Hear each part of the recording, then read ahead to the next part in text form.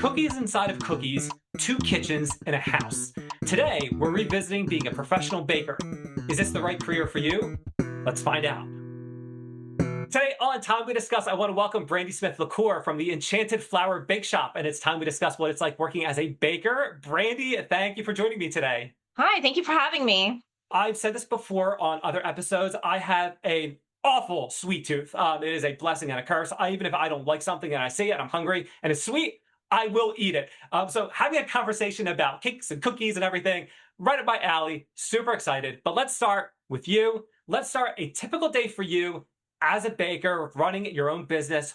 What's it like? Basically, I start the morning super early, about 6:30, 7 o'clock. Head downstairs because my kitchen is in my basement. And then I just start going. I really have no plan, except I know that one day I like to bake tons of cookies. So from like 6:30, 7 o'clock in the morning, every single kind of cookie you can think of, dozens and dozens of them. And then the next day I'll go into like baking cakes and cupcakes and making marshmallows. And so it really just depends on what part of the week I'm in, on what's going to be just coming out of the kitchen. It makes so much sense, but I never would have thought about this. It sounds like you said that if you have cookies, you'll do like cookies in one day. You'll kind of group like things together. Yes, all day, because it just makes it flow easier when you know that you're using the same type of ingredients. That makes so much sense. And again, I it never even would have occurred to me. That's awesome. Okay.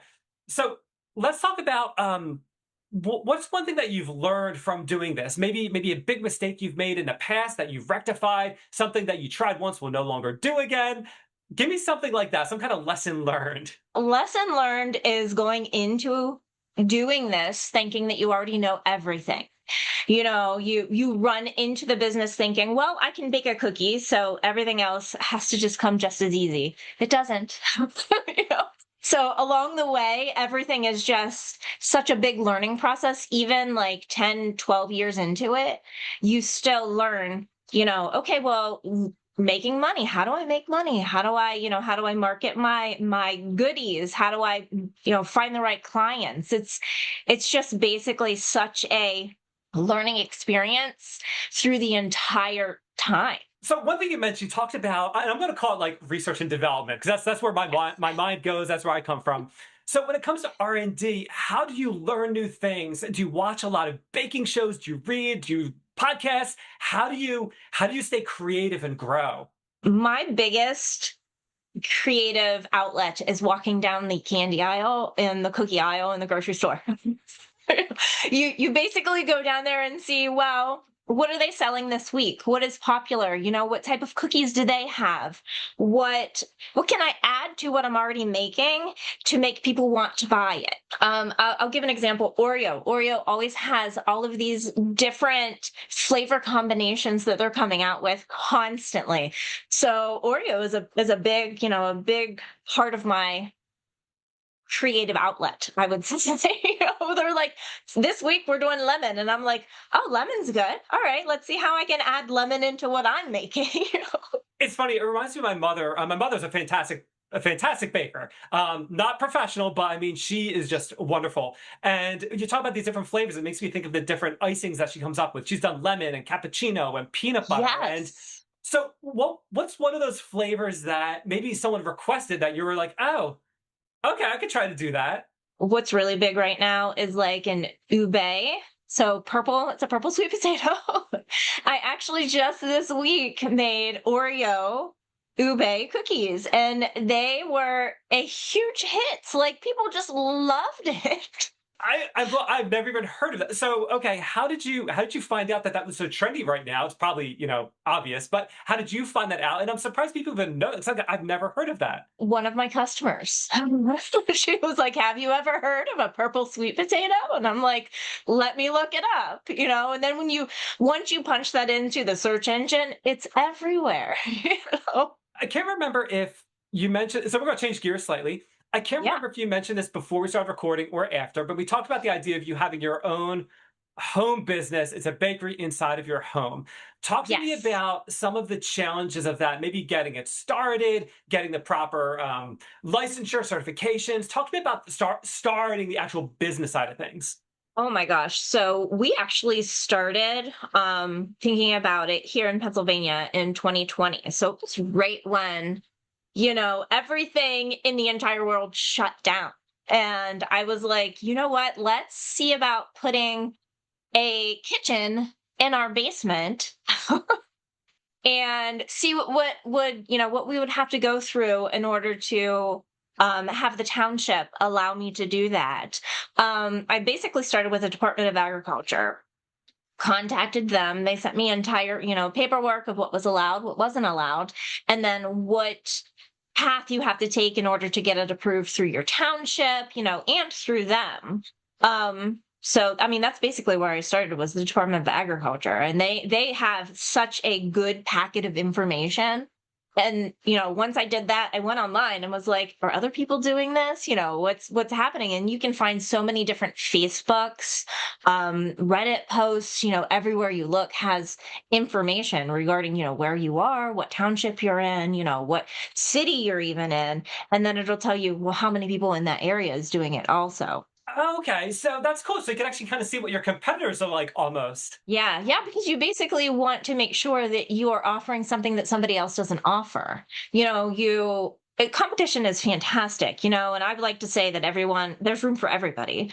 But some people, they do what they do the best, and you don't want to go, well, maybe I can do that too, when you can offer something completely different that people still want. Like sweet potato cookies. Like sweet potato cookies, exactly. So you said it sounds like you have a kitchen in the basement. So Yes. so you have an oven that's part of your main household upstairs, and I guess one downstairs as well? Yes, yes, we have an entire, like, residential setup for the kitchen. I have behind me, I have my sink, my oven, my refrigerator. I have an extra freezer. And then we have everything in the pantries. So, you have the big containers of flour and sugar and, icing, frosting and everything. I mean, you just basically have it as like a mini commercial kitchen, but as a residential kitchen. That is so cool. Okay, so Brandy, talk to me about the why. Okay, there's so many things that people can do professionally. Why did you go down the road of being a professional baker, having your own baking company in 2020? Why baking? Well, I enjoy baking. I enjoy baking everything. I enjoy seeing people enjoy what I'm making. I like to see their reactions, especially when I'm putting together like very creative cakes, and they're like, this is just wonderful. How did you come up with this? The design is just perfect. It's exactly what I was looking for.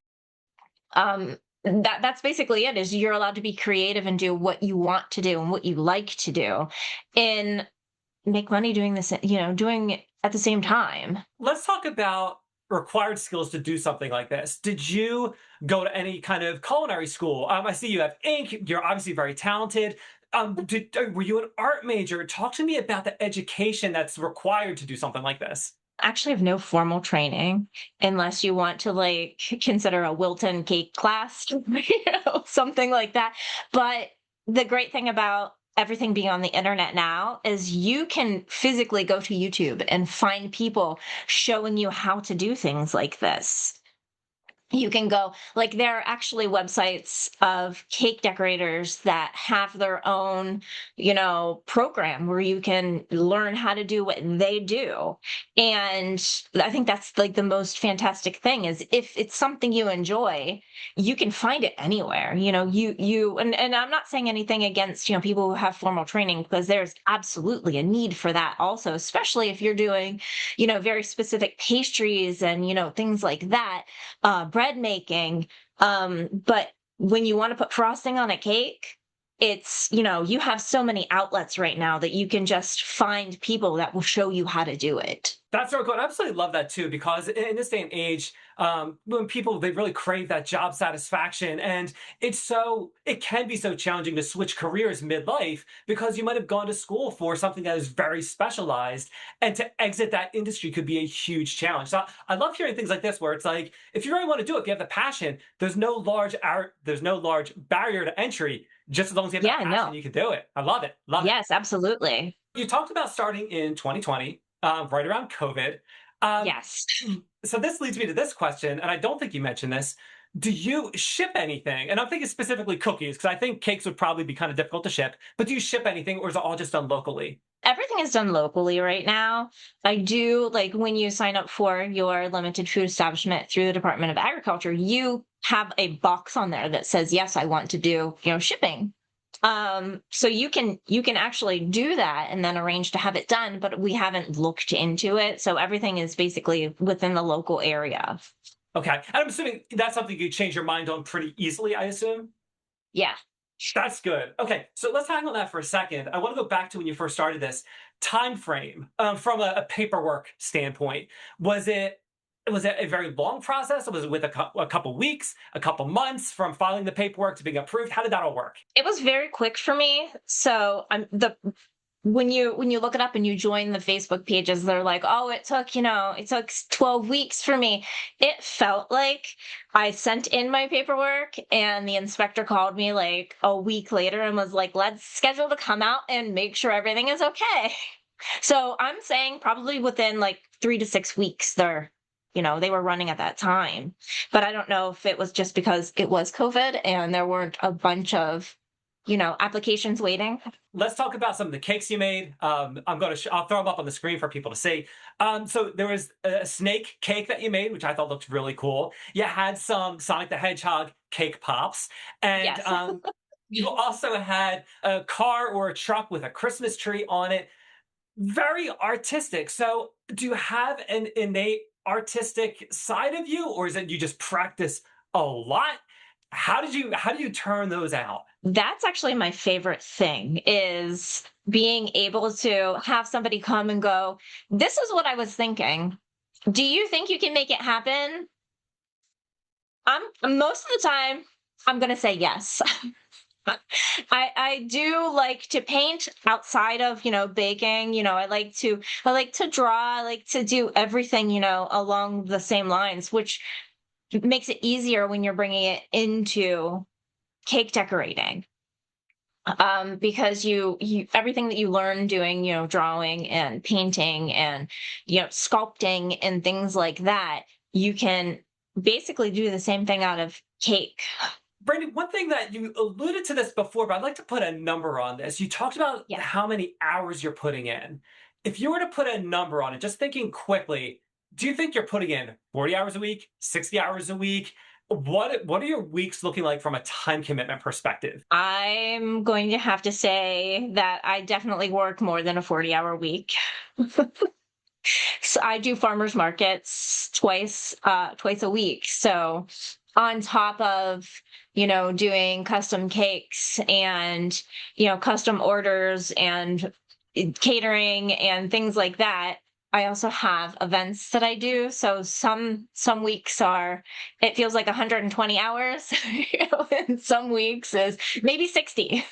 I'm glad you mentioned farmers markets. This made me think of this. So when I was growing up, my mother had a ceramic studio, Yeah. and um, for a brief period in time, she tried to do flea markets with Yeah.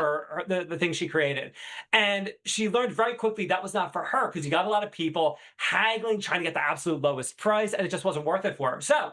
When it comes to farmers markets, is there anything? I'm assuming probably not if you continue to do it, but do you encounter any of that where people are more haggling, or talk to me about that experience broadly? When I first started doing farmers markets here in Pennsylvania, I did have a few people, not often, but you would have, a couple people come up and go, "Well, why would I pay this amount of money for, this cookie? Why are you selling it for this price?"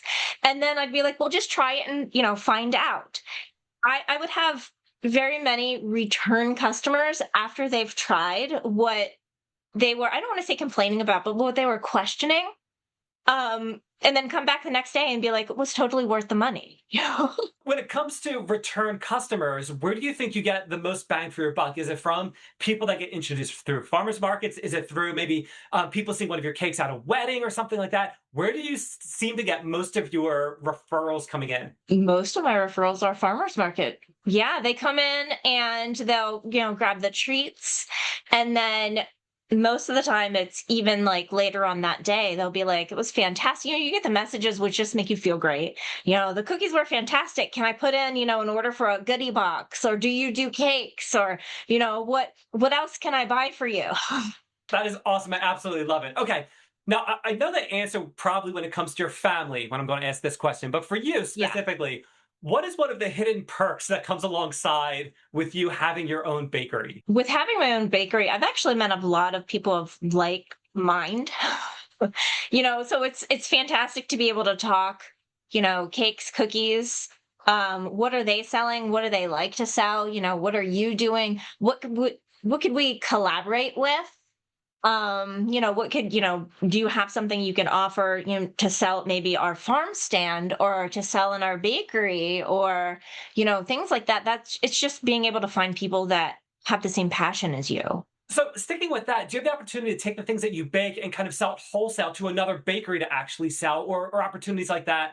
Talk to me about that. Yes, actually, we get that often where I'll have people contact me and say, "Hey, can we sell your cookies in our, in our shop? Can we do your marshmallows? Can we do your cake pops?"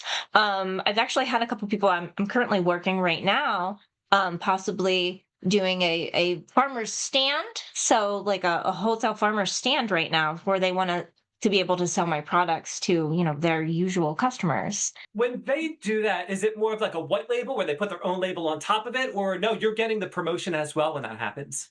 Yeah, no, it's my product, so it's more like a consignment.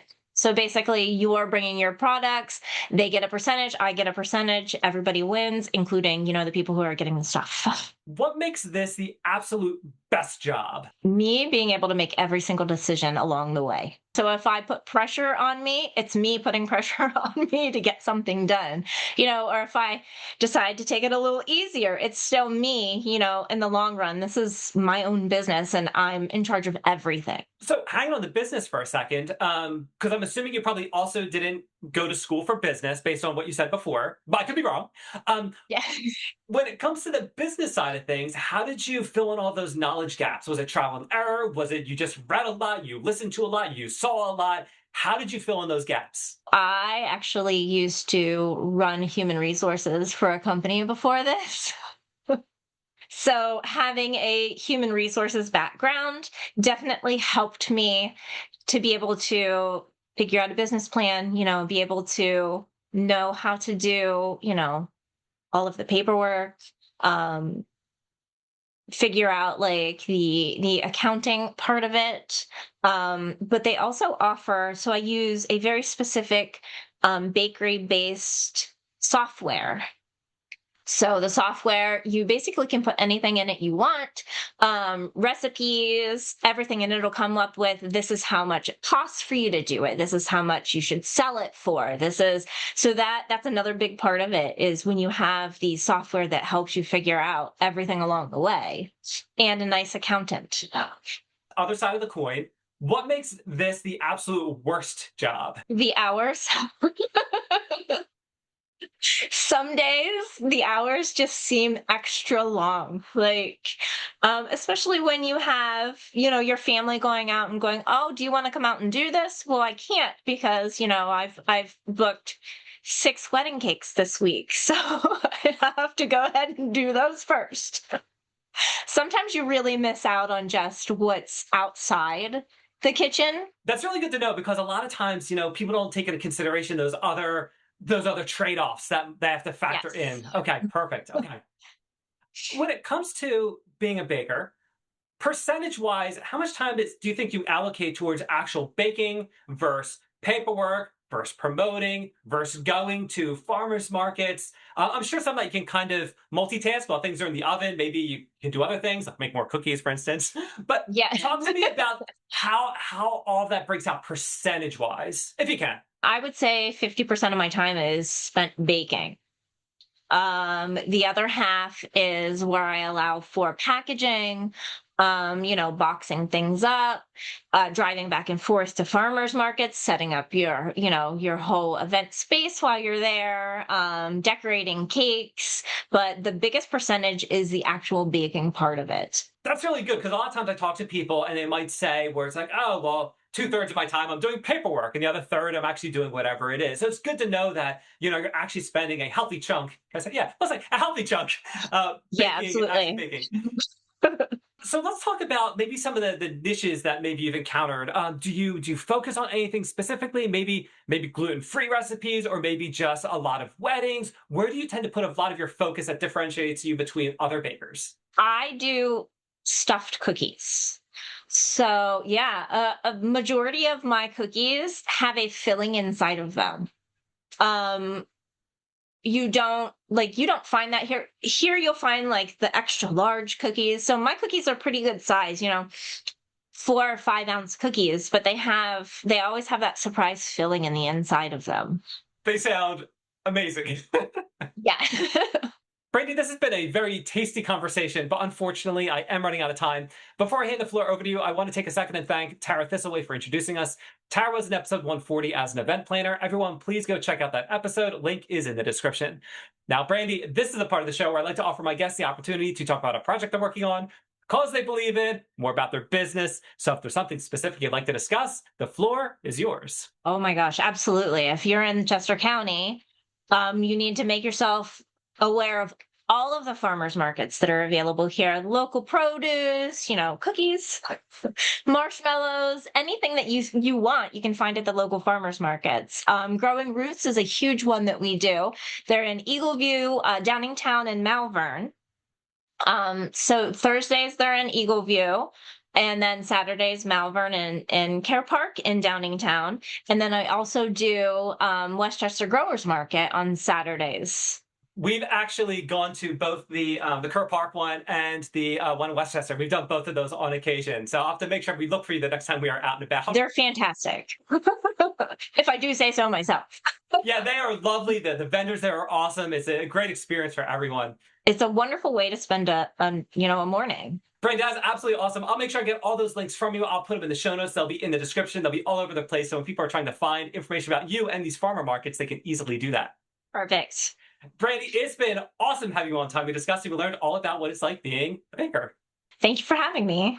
So let's take a second and hit some of the highlights that we had with our conversation with Brandy. First, let's talk about starting the business. Seems pretty straightforward. You just have to start with the Department of Agriculture, fill out some forms. Within a few weeks, you should be up and running from a home bakery perspective. They'll come in, they'll do an inspection. Whether you have your own kitchen or it's your regular kitchen, that's fine. Remember when we spoke with Kathy a few weeks ago, she just had her a regular kitchen that was certified.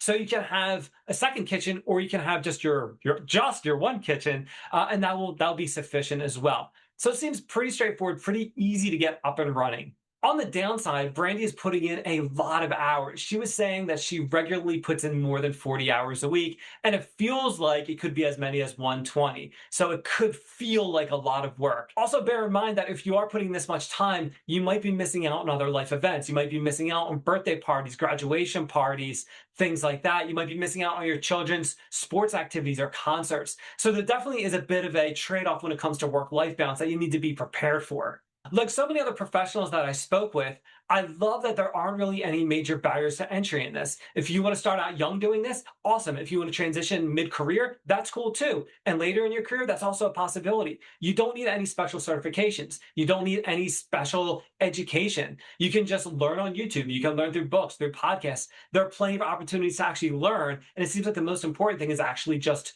doing it. The other really cool thing is that Brandy shared with us where she gets a lot of her clients from. A lot of those referrals come from farmers markets. So that's good too. If that is kind of your scene, if you want to be involved with that, that's good to know. If you're not a farmers market kind of person, you don't want to be up early in the morning on a Saturday or Sunday or Thursday, whenever they are, that might not be for you. So that is really, really good information to know.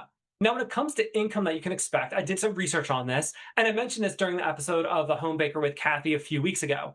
And when it comes to what I discovered, it's that you're probably most likely, especially starting out, you're doing this as a side hustle. And if that's your thing, you can probably expect to make about $17,000 a year on average. Now, if you're doing this serious as a part-time person, you can expect to command more around $24,000 a year, and full-time that jumps to closer to 50. Now, this is going to vary wildly on a number of factors. It could include different niches that you're specializing in. Maybe you're a gluten-free bakery. Maybe one of the things that you offer are stuffed cookies, for instance. Okay, those different differentiators are really what are going to propel you to the top of your game. So that's going to be important. You also want to try to capitalize on those repeat customers. Like Brandy said, when she is at the farmers markets, if someone is unsure about buying it, she'll have them have a taste. And then they come back and they often will buy, and they often will put an order in for more. So capitalizing on those repeat customers is key. Staying ahead of the trends is key. Finding out what is going on right now, what people are looking for right now, like those sweet potato cookies, for instance, okay, that is key. So staying on top of that, and that will help guarantee your success. And I can't remember if I mentioned this before in the previous episode or not, but when it comes to pricing, underpricing is very common in a bad way. So make sure when you're pricing your baked goods, you're actually pricing competitively, but also at a good rate that's going to give you a good salary. Make sure you're not underpricing yourself and putting yourself out of business. When it comes to creating a fair price, I've spoken to a number of professionals that talked about how you can do this. Most recently, I spoke with Jamie Giddings, who was the grant writer. Go check out that episode. I also spoke with Missy Lynch, who is a financial advisor, and she offered some really, really great advice on making sure you're not undercutting yourself. So check out those two videos. I'll put links in the description so that you can check those out at your convenience. They both offer really good information on setting a fair price that gets you paid what you're worth. So what do you think? Some good things, some bad things. Is this the best job for you? Let's keep exploring, and I'll see you next time on Time We Discuss.